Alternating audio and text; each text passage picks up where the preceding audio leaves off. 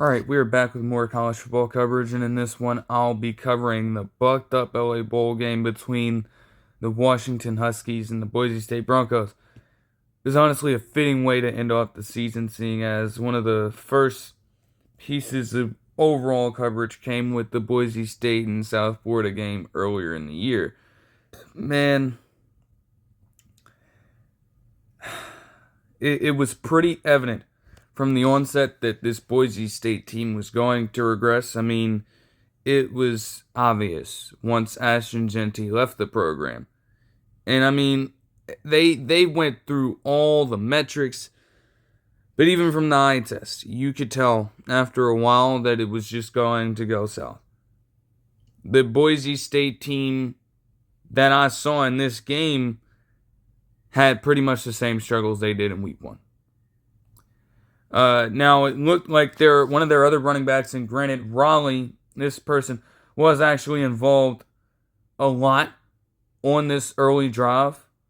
They did have a successful one getting into field goal range, but man, it was a struggle for them to move the ball down the field when it came to them strictly trying to run the football. They just couldn't. Between him and also the 6-year senior in Malik Sharon, who still just doesn't even look like he's capable of contributing to this team at all. Like, he literally drops a pass on a routine check down play. Now, granted, he probably wouldn't have gotten the first down regardless here, but it's been a struggle for them trying to pick up the pieces afterwards. I mean, they mentioned in one of these graphics, even though it doesn't surprise you all that much, the main two running backs in, I believe, Raleigh and Gaines this overall season, combined for far less yardage than Ashton Jeanty accounted for on the ground by himself last season. That's how astronomically bad it's been for them. And Washington, in time, was able to take full advantage of that. But Boise State had their own stout defensive play on Washington's offense. Very stout. This Nutsaraini person, man, he was getting all over the place. I shit you not. He was clogging up rushing lanes, even though Jonah Coleman would take advantage of a 23-yard run to the outside earlier in the drive. But this kid, man, he was getting in the backfield, stopping Demond Williams Jr., which is a hard enough task as it is, and just continuing to be a steady presence on the linebacking core of that Boise State team. With Virgin Morgan, one of their defensive linemen, getting yet another great pressure on Demond Williams Jr. Because again, as athletic as he is, 19-year-old sophomore, you know what I'm saying? You have to do what you can to not just throw bodies at him, but make sure that they can keep up with his ass. They were doing that early on, and Washington was also forced to settle for a field goal themselves. Also, Benefield's an interesting character. I didn't even know the person was from Canada, okay? But you look around and you see that, hey, there's another current NFL safety who's from Canada right now in Javon Holland. It's like, okay, that makes things a little interesting. Still, this was a fairly even ball game early on, and Maddox Matson, at the very least, was trying to establish a little bit of the passing game with a few conversions, including one to one of their returning guys in Caples for 15 yards. And while that was a great outlet in and of itself, Matson's kind of the quarterback that needs to operate in that way. He needs this stuff to be perfectly schemed up for him. Otherwise, he's not going to be able to take a game over in his own hands. And once he tried to force something, the very second he tried to force something down the field, he was promptly intercepted by the Huskies defense to get them the ball back. But again, as I stated in that video, it hurts you when you don't have a rushing attack that is threatening enough and is powerful enough to scare off a defense from even remotely thinking about anything else. That's just the cold hard truth about it. And that just made life easier for Alexander. Nevertheless, when it came down to it, we would get 4 straight drives, in fact, with Notarini continuing to pummel Williams Jr. in the dirt, and with the Huskies as well, at least turning it around when it came to just completely getting them behind schedule. You have 4 straight 3-and-outs between both teams. But, man, it would pick back up almost immediately. They mentioned that Denzel Boston is actually a receiver that is ranked in Mel Kiper's top 5 wide receivers in this year's upcoming draft class. And from what I've seen, even though I wasn't as familiar with Denzel Boston initially, I knew that he was a part of the team. But with the limited action that I have seen from Washington this year, I can understand why people would come to that conclusion. And fittingly, man, he would go ballistic. Now, I'm not going to lie to you. Man, for a second, it didn't even look like this was possible. But as promising as Benefield appeared to be, this would prove to be a fatal mistake on his end.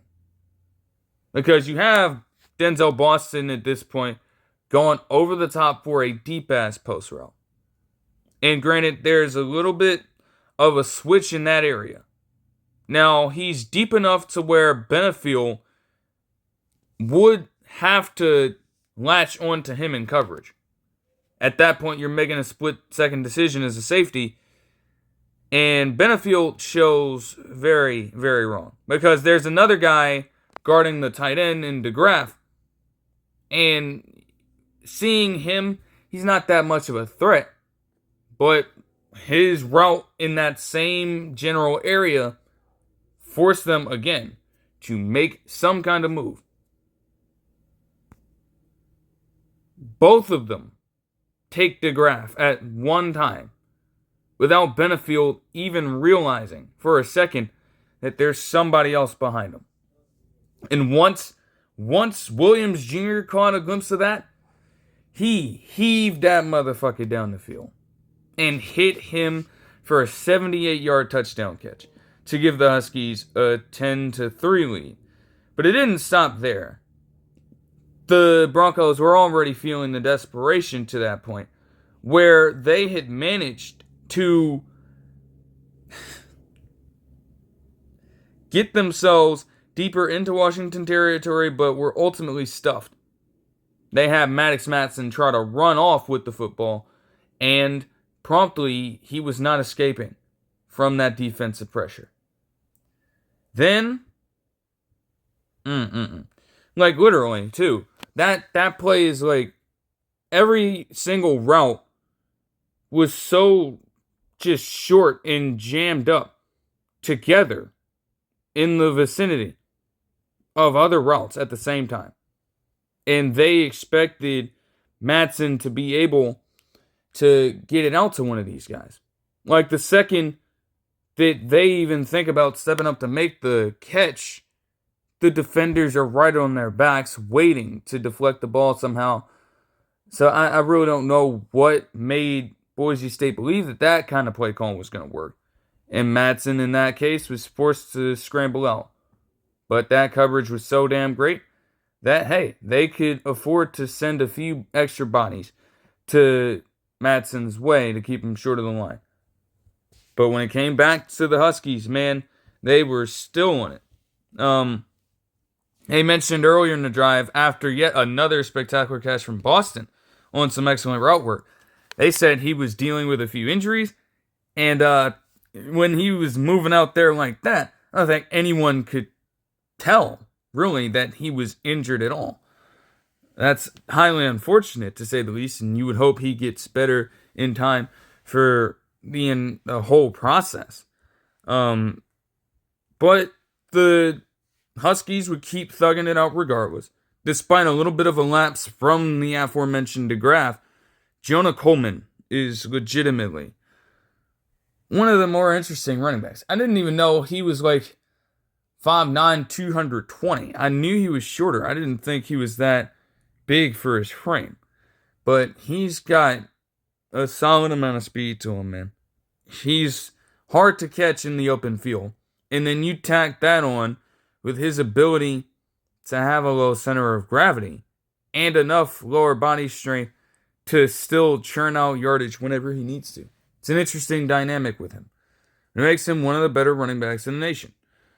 And he would promptly end up converting for them here, while also having a different running back take a little bit of the pressure off in Washington, ironically enough, after picking up a 13-yard gain. Then, when it came down to it, it would be Desmond Roebuck, that character as well, who has now emerged throughout the course of the year and also made some spectacular plays for this Huskies team.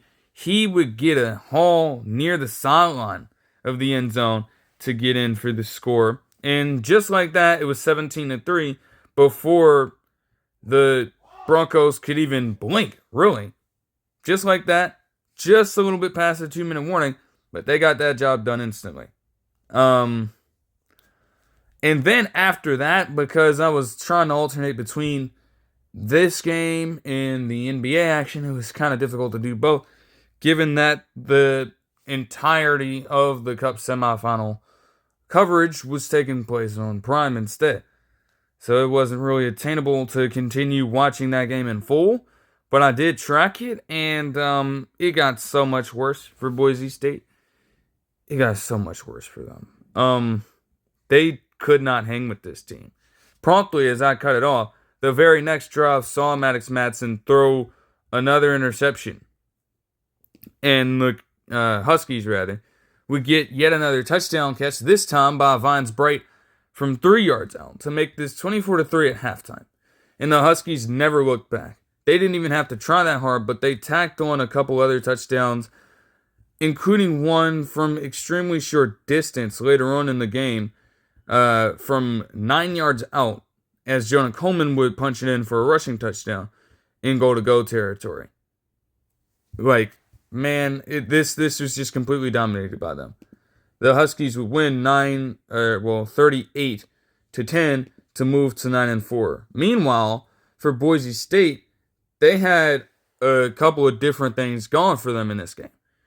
What was a positive for them was that, hey, Spencer Danielson, their head coach, is one of 2 coaches, I believe, active coaches, to win at least 3 conference titles in the first 3 years, with Lincoln Riley doing the same thing. The negative, with this loss, Boise State would finish just short of another 10-win season, as they currently owned, at the time of that game, the tied spot at 4th for the most 10-win seasons since 1996. And again, they are up there with some truly great college football programs as well in that category. When they mentioned that earlier in the year, it's like it wasn't that surprising. They've always been consistent in that regard, regardless of what you want to say about the level of competition, and so be it. They truly perform well. It's still not like they did all that bad this season, just because they finished a win short. Like, that doesn't, take away the few things that they were able to accomplish this season, but they would have wanted things to be a lot smoother than they are. I can definitely say that. Because, man, to start and end off your season like that is just got to be a pain, truly. But as for the numbers here, Damon Williams Jr. had 215 passing yards and 4 touchdowns on 62.5% completion. Jonah Coleman had 12 rushes for 85 yards and a touchdown. Denzel Boston had 6 receptions for 126 yards and a touchdown as well. As for Boise State, Maddox Madsen, man, when he was in, had 51 yards and 2 interceptions on 43.8% completion.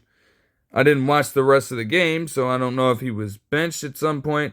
I'm not sure if they just decided to take him out via an unknown injury or anything like that.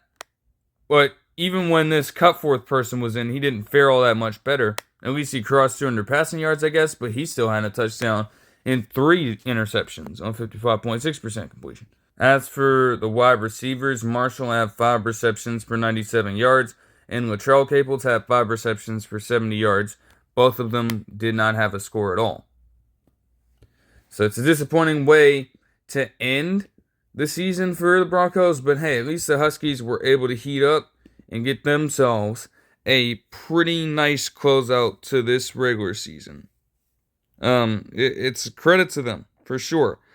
They were definitely tested in the Big Ten rather frequently throughout the year, but they can say that they, in that sense, kind of overachieved to their liking. And they truly ended up going out great. They have something special brewing. It's just going to take a little bit more time for them to be taken seriously all across the board, I would say. But that's no problem. Especially with what Williams Jr. is showcasing to them at this point. Alright, that'll do it for all the game action that I watched on Saturday, as there are definitely a ton of other bowl games to eventually get into in time. But as for some other developments here, Stephen Daley, one of the players for the Indiana squad,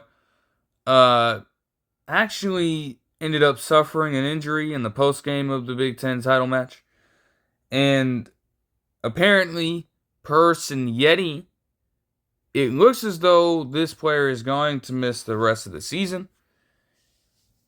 Like, that's a weird situation overall.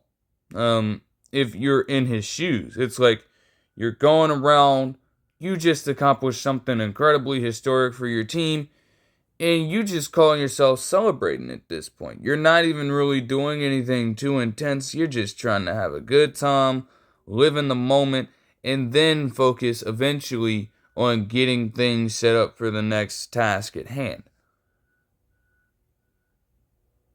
I don't know what could have happened in the postgame to force a potential season-ending injury in his case. But it's just incredibly unfortunate all the same that something like that happened. And you would hope that he recovers from that swiftly, because that is, in a way, just completely tragic. Like, I'm sure that he and, some of the coaches like Yeti, along with players, he'd want to be out there giving it his all and competing in the most dominant way imaginable for this program. But that just completely zaps any ability for him to do much of anything, unfortunately. That's just tough, man. As for Coastal Carolina, they would hire Ryan Beard, former Mizzou State coach. That's pretty damn crazy when you think about it. That's pretty damn crazy. Now, for Mizzou State to start out their entire tenure now as a D1 program at 7-5, that's actually not bad whatsoever. You have to consider that. They, along with Delaware, are two of the newest teams, the very newest teams in the FBS D1. And I'm like, okay, that's not a bad record at all. Now, I'm not too familiar with Ryan Beard overall coming into this, but I will say that looks incredibly promising. Incredibly promising. Like, you would not see that coming. Okay, as I'm seeing, he's been around a little bit as a defensive coordinator and positional coach on the defensive side. So that could be a part of his mentality there. But, wow. I mean, Coastal Carolina, looking at them, because it's important to note as well, not just what it would do for the coach, but what it would do for the school at hand. Coastal Carolina has been appearing as though they've meddled the pack for a while. Like, you always see them on the ticker below these games and everything, but really, it's just not been pretty. They've had a couple of seasons earlier in the decade where they managed to actually get double-digit wins, and we're talking about 11-win seasons. They won one of their bowl games in that time span, and they were actually a ranked team then.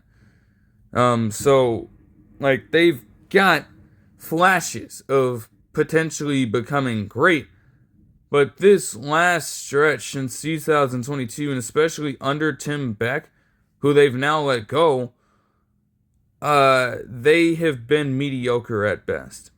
We are talking about a combined 20-18 record.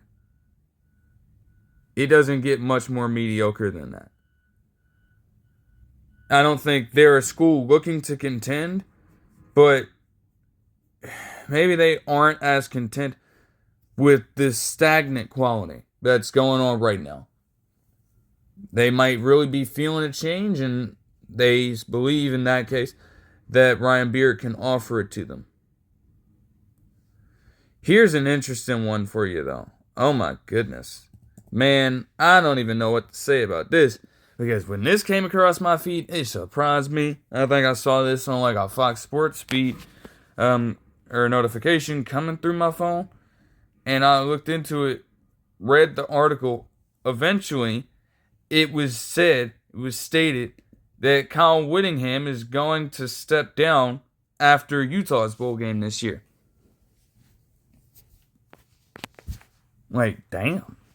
That came as a massive surprise to me. Like, when you think of Utah football in that time span, Kyle Wittingham is the perfect representation of it. In fact, one might argue that he is Utah football. I mean, seriously.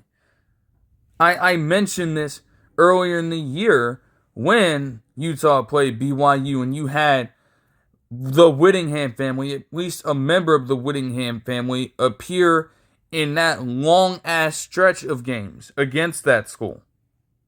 It is literally in the man's DNA. And he's definitely put that out for the nation to see in a great manner. He's done nothing but at least make some noise in contention or compete every single season. 22-year tenure with that organization. And he appeared in 17 bowl games, going 11-6. Yes, it might be a little bit of a red flag that he did lose his last 5, and given that this is potentially the end of his tenure there, you'd want him to go off on the right note by getting a win. But still,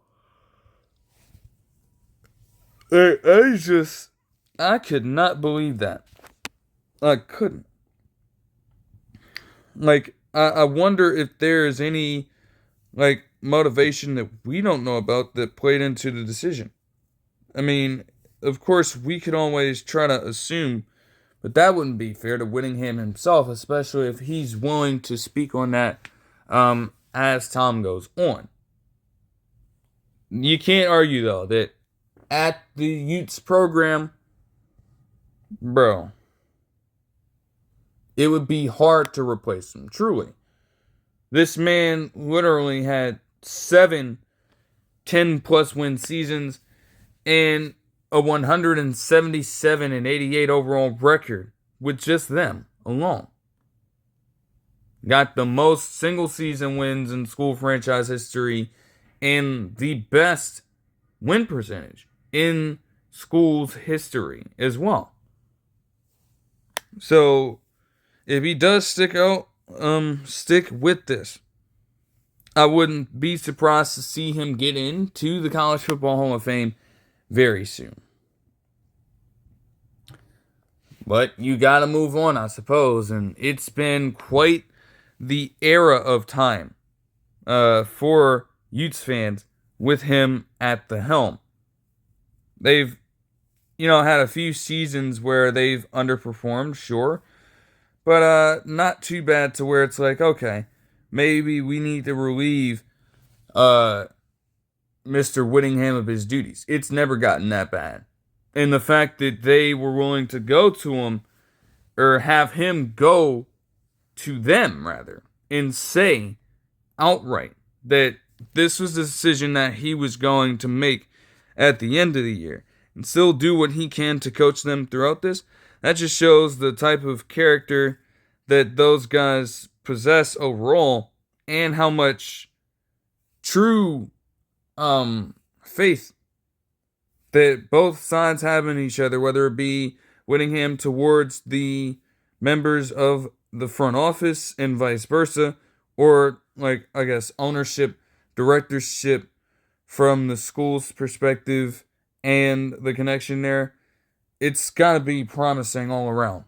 When you can actively do that and not be really judged by it, judged for it, from anybody in that setting. I haven't heard anything about something like that going down behind the scenes because they were outraged at what Wittingham decided to do. No, none of that. Just a simple statement, and they go on and they move on and act fast.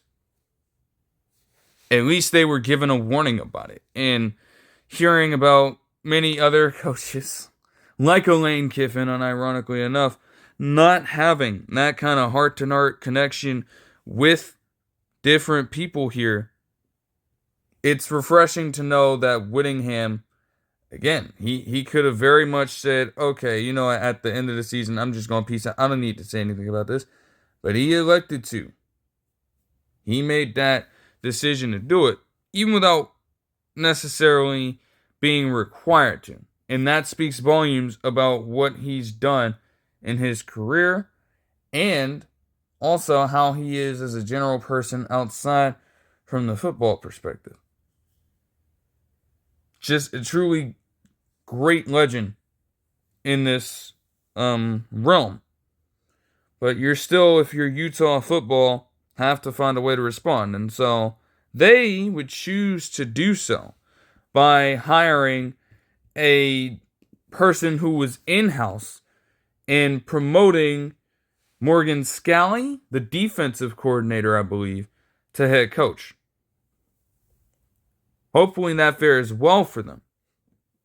In multiple ways, of course. You still have to deal with the after effects of National Signing Day and everything like that. You have to prepare as best as you can for what looks to be a deep transfer portal. And just get all that stuff sorted out before the start of the regular season next year. You got to wish them luck, though.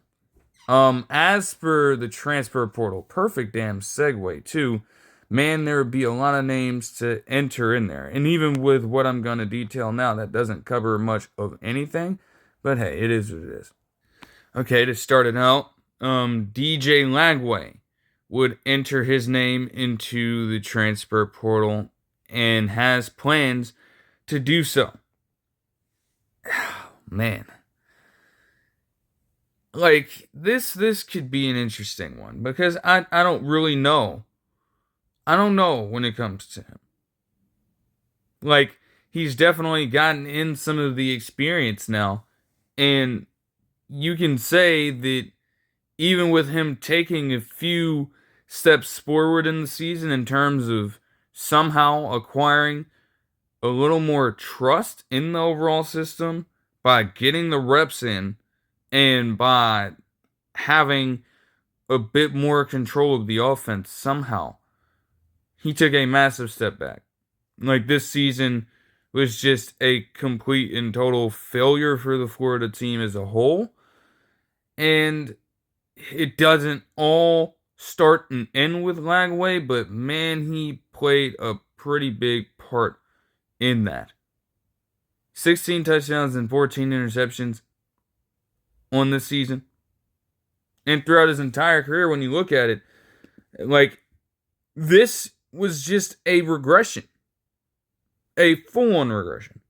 Now, it wasn't the cleanest first year for him, and it's not going to look great for all the true freshmen that start off the bat in their college career. You can't expect that all the time. That would just be incredibly unfair. But, I mean, not the numbers don't even do it justice. Although, one could tell that it wasn't great.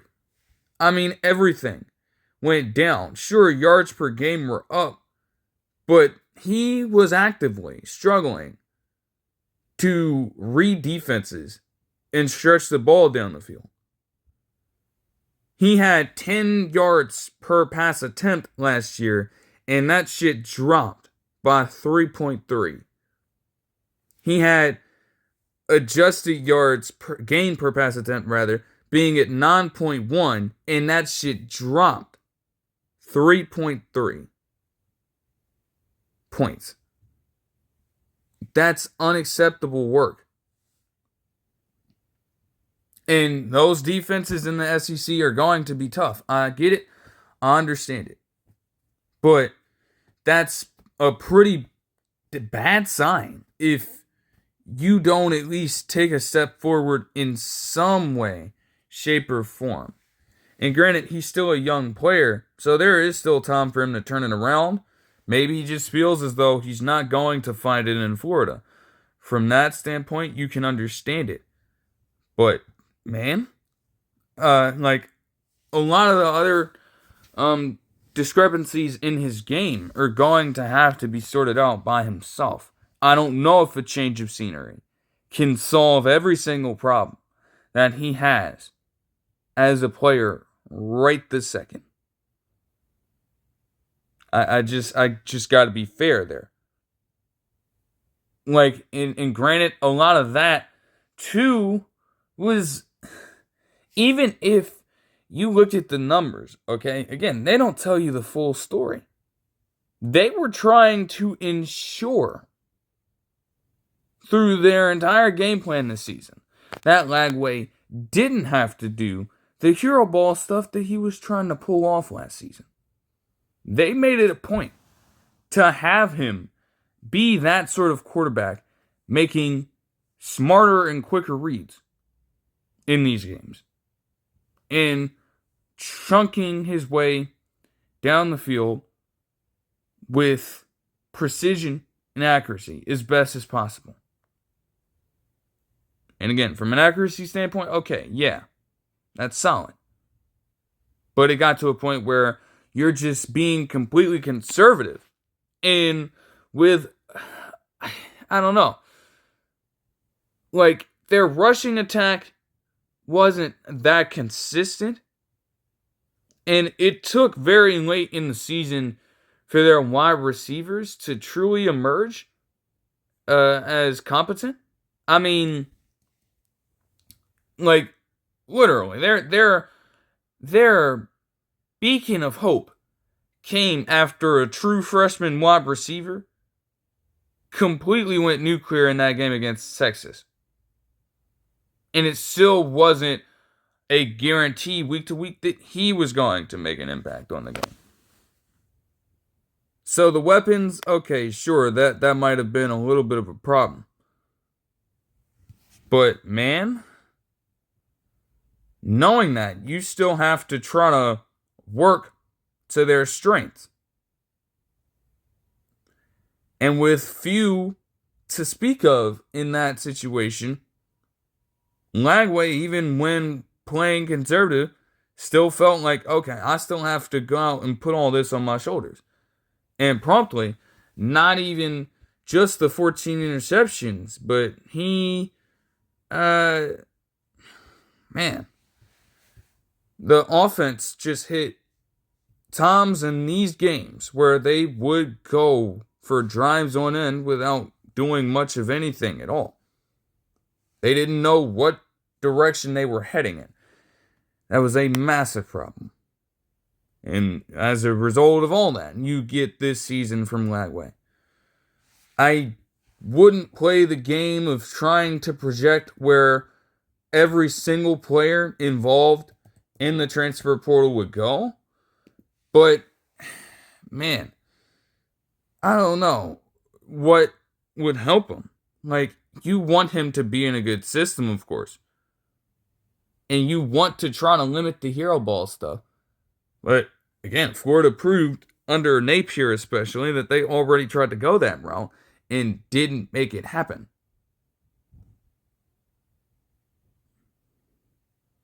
So I don't know what direction Lagway would be looking for here. But I guess I could add even more commentary tying into this once it's decided where exactly he's going to go. It really depends on that choice. And it could be a bold one. But I'm sure with the, flashes that he's still shown from time to time in his youth, that'll probably give him an advantage to go to an elite level mid-major school, I suppose. Or, I guess, a quality level Power 4 team that is in need of some spark at the quarterback position and doesn't necessarily have the means to go out and get a top recruit at that position in their class. So I'd say any team that has to settle for getting like a 3-star quarterback is probably going to take a stab at trying to acquire DJ Lagway and pitch him in the transfer portal. That's what I'd say. I mean, we'll see what happens though. Nick Marsh, a wide receiver from Michigan State, would also decide to transfer, as he apparently, from something else that I saw, had a solid connection with Aiden Childs, but when it comes to his role in the Michigan State team, it hasn't really been all that consistent. He's been right at the same rate of yardage over the past 2 seasons, the first couple of his college career. And he did catch more touchdowns this season with 6. But Michigan State has just also been in a spot where they are coming off of quite the pair of situations. And I think Marsh is assuming, because a lot of this might deal with coaching changes as well, he's probably assuming that Pat Fitzgerald is going to run a system depending on whether or not he's calling plays and he has a specific offensive coordinator that is like-minded. You can almost bank it that Michigan State is not going to be a team reliant on stretching the ball down the field and throwing the ball much instead of favoring their rushing attack next season. Again, identity change in that program as a whole, especially given some of the recent stuff that they've been dealing with. So while Charles can be an alright passer, his strength could also see an increase as he gets more and more exposed into becoming a quarterback with a more powerful running style and a more prevalent one to strike fear into the hearts of a defense.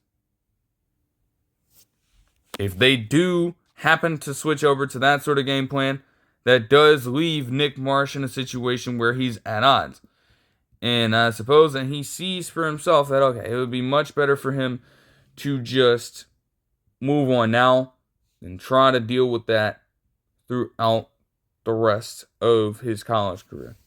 And try to see if he can make a name for himself elsewhere with a team that is in desperate need of a wide receiver.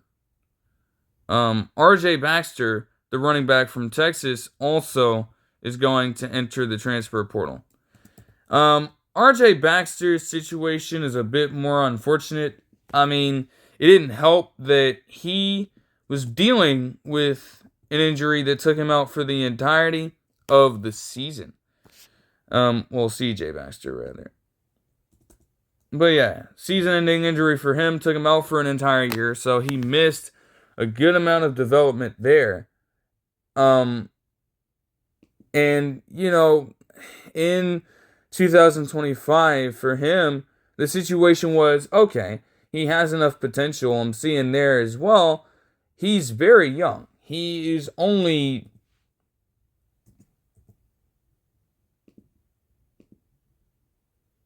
But yeah, he's only 20 years old at this point. And all he needs is a much greater chance.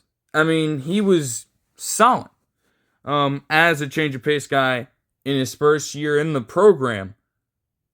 And that lack of development last year because of said injury certainly hurt him. But they instantly gave much more favor to Quintrevion Wisner throughout the year. Much more favor. And at the end of the day, for him to have just 196 yards on the season, on 54 attempts and in 8 games, compared to how he was starting out, things were not heading in the best direction for him in Texas. And I think he knew it. His best bet probably would be to get a change of style elsewhere, to where a team will actually lean on him as a lead back or potentially the bell cow, to then start pumping up his overall efforts and potentially getting his name in circles when it comes to draft stock and everything like that. Like, you just don't want to let something like that go to waste. And if he would have stayed at Texas, which is where you can understand why the transfer portal comes in, if he would have stayed there, Texas was probably bound to just find another running back to cycle through over CJ Baxter Jr. And that wasn't going to happen on his front. So I can see that there. All right. Kenny Minchey, the quarterback for Notre Dame, backup quarterback for Notre Dame, would also decide to transfer, which also makes sense. The way that CJ Carr came out of this already looking as a redshirt freshman was very great for the Fighting Irish. And you can't complain about that at all. This could have went a number of different ways for that man. And he put on quite the performance this year. So there's no question that as long as he's healthy, they're going to move forward with him as the starter. Minchey got relief in a few of the games this year and actually did okay, more so as a running style threat. He had another rushing touchdown this season, tying the same mark from last year as a now redshirt sophomore.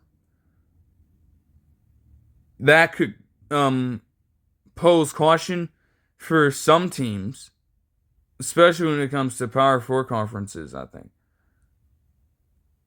And while it would be difficult for me to project everything, like, there are a few teams out there where they might need a youthful quarterback to get the action started for them, and then progress as an entire team to just perform much better overall in their respective conferences.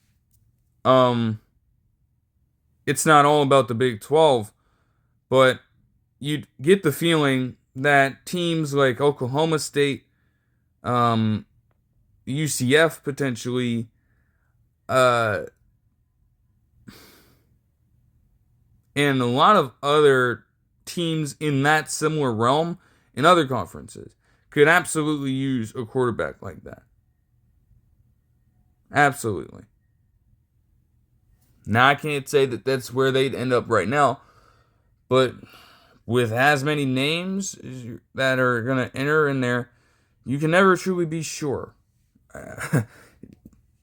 Like, that's just the truth.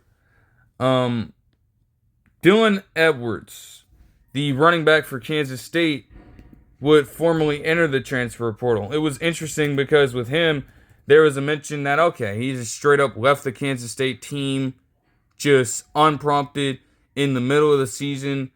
Nobody knew what exactly he was doing or what his motives were behind making the move. And I guess we have full clarity about it now with that. He has always been an interesting guy. I mean, this man, for a few games on end at both Colorado and Kansas State, as an all-around threat when it came to doing work out of the backfield and having just that burst of speed in the backfield to get an advantage on other defenses. Just tremendous play from him at times. But as a bell cow guy, he's not proven to be built for that just yet. I mean, he played in all 12 games in his first 2 seasons and didn't really get that kind of bulk of focus.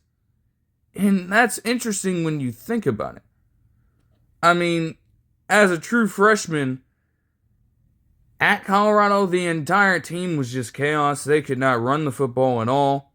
And you had more experienced guys in front of him while he was flashing this potential. So, okay, he moves on from there. Becomes, apparently, a lead guy at times for Kansas State. Only when you're dealing with DJ Giddens of last year in that backfield, you're not going to be favored all that much.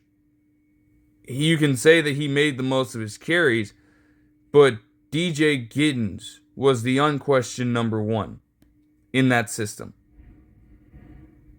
And ultimately, when it came to fall on Dylan Edwards' shoulders, he's just out, gone. I'm not sure why exactly. It's really strange. Like, yes, his size is going to work against him at points, but he's currently managed just fine as a complementary piece. Yet, as a number 1, as the lead back in any kind of offense, honestly, he still has yet to showcase this. So, okay, you make the move to transfer now, but can he really say with confidence that the next team that gets him, he's now going to be a true senior as well, given this? And he has yet to have a consistent year in terms of fully breaking out, bursting onto the scene as a legitimate threat amongst the nation's best running backs. And I could say right now that, like, even when it comes to draft circles and things like that, like, you are going to need to stick around for a little bit and put together some more consistency, because it just hasn't been there yet. You've gotten spurts of him being potentially good, but not enough to really make you guarantee and say with a firm tone that, okay, this is our guy right here. And that's honestly something that the next team he goes to is going to have to figure out. What exact role do they want Dylan Edwards to fill? Do they want him to be a by-committee running back? Do they want him to lead an entire offense and rally around him to spur their teams to victory on a consistent basis? They're going to have to determine that. And there's a very high risk that one or both of those things end up being wrong in some way. That's the thing as well. So I don't know. This is quite the interesting one here. He wouldn't be the only Dylan to enter his name into the transfer portal. However, is Lonergan, the quarterback from Boston College, would decide to transfer as well. He is a redshirt sophomore, and I do remember him backing up in Alabama for a few years. This was his first real test this season at Boston College, and it went about as expected.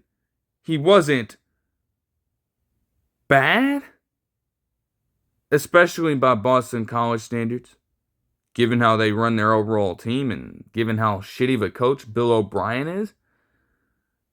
But he wasn't that eye-popping either. 12 touchdowns and 5 interceptions on the year, on 66.9% completion, with 2,025 passing yards. Like, those are honestly okay numbers. But again, I feel like that's honestly a situation where Lonergan is really trying to do this for himself. I can say with full confidence, compared to some of the other ones, that it's like, okay, there is nothing mutual about this whatsoever. I believe that Boston College would really try as much as they could to hold on to a quarterback at this point after losing Thomas Castellanos to Florida State early in the year. Even with that going south after a few weeks, they'd want to hold on to a promising quarterback as much as they could and fail to do so here. Lonergan truly wants to put all of himself out there on display. Truly. He wants to maximize whatever kind of ability that he may have.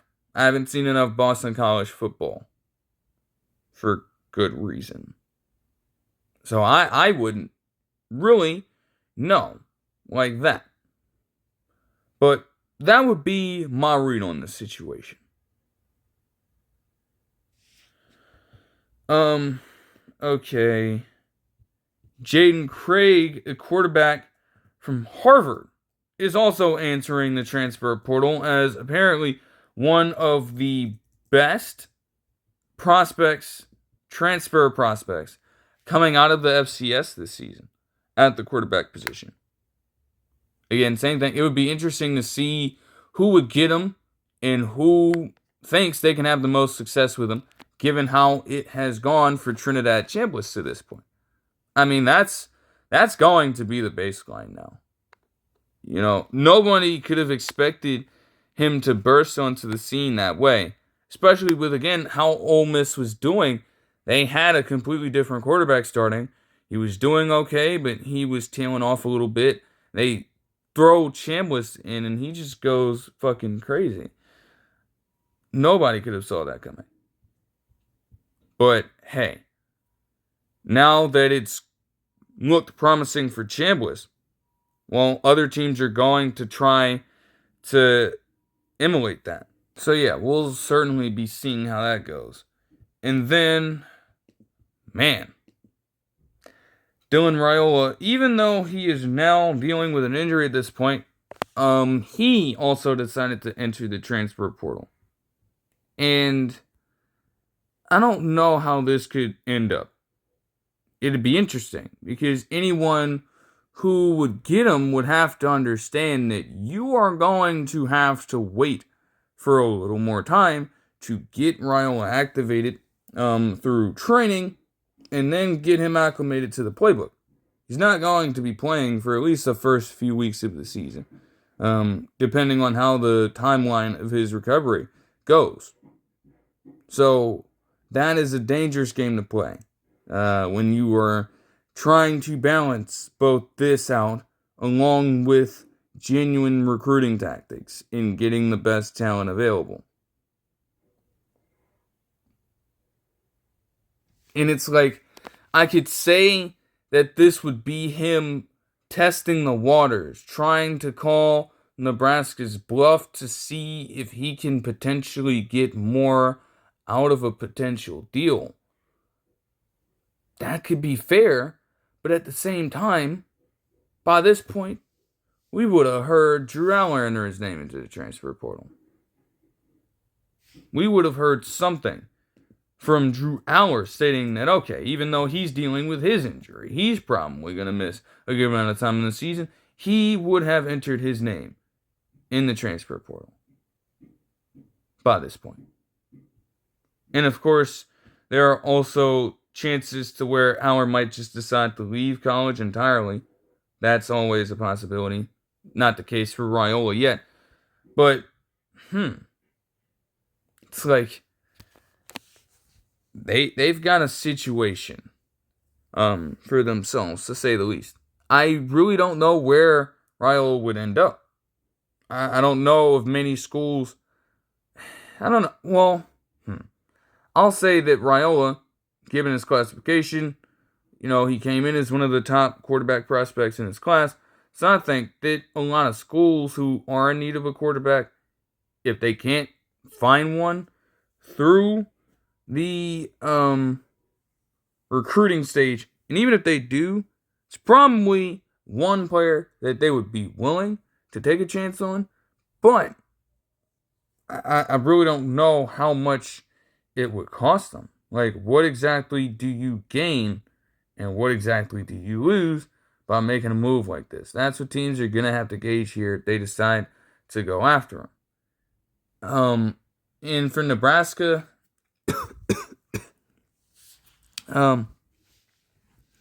if he does leave, oh man. Because given their backup, man, that's just not something that they would like to be left with either. Like, man. But, that'll do it for this one. I hope you guys enjoyed the video, and I'll see you guys in the next one. Peace.